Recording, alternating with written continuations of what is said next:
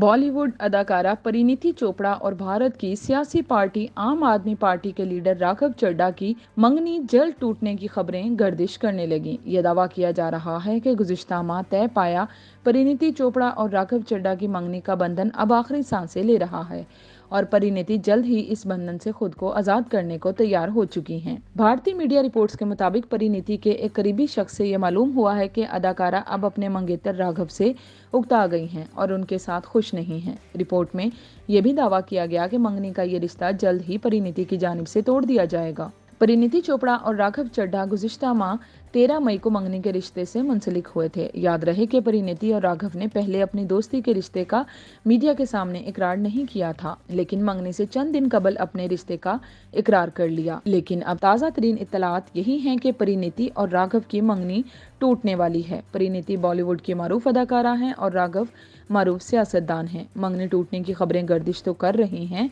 लेकिन दोनों की तरफ से इस किस्म की खबर की कोई तरदीद या तस्दीक ताहाल नहीं हो सकी।